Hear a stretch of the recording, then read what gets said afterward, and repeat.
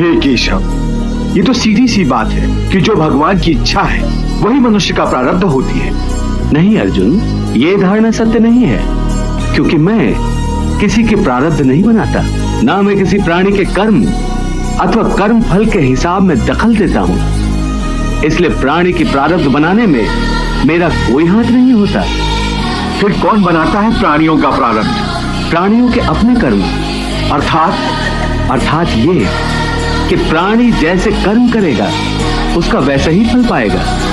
अच्छे कर्म करेगा तो अच्छा फल मिलेगा और बुरे कर्म करेगा तो बुरा फल पाएगा। यही जो प्राणी के अच्छे बुरे कर्मों के अच्छे बुरे फल का हिसाब है, इसी को प्रारब्ध कहते हैं। इसलिए अकर्मण्य हुए बिना निरंतर अपने धर्म के अनुसार कर्म करते जाओ और मन में यह पक्का विश्वास रखो कि जिस नियत के साथ तुम कर्म करोगे उसी नियत के अनुसार तुम्हें फल अवश्य मिलेगा। कर्म का यह अटल विधान है, इसमें कभी किसी के साथ अन्याय नहीं हो सकता।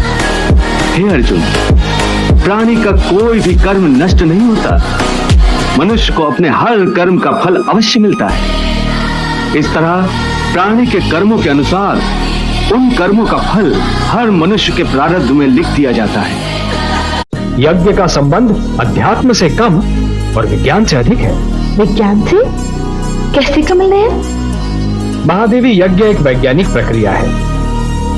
हवन की अग्नि में जो जड़ी बूटियां हम समिधाओं के रूप में डालते हैं, वो वातावरण में पवित्रता और स्वच्छता उत्पन्न करती हैं। वो कीटाणुओं का नाश करती हैं। वृक्षों में फल फूल अधिक आते हैं। वर्षा उसकी सुगंध से नियंत्रित होती है। और इसीलिए महादेवी, यज्ञ में किसका नाम लिया जाता है या किसका नहीं लिया जाता, ये बात महत्वपूर्ण नहीं है। महत्वपूर्ण बात तो यह है कि परमेश्वर का नाम हृदय में है या नहीं, वो व्यक्ति ईश्वर को मन से धन्यवाद देता है या नहीं।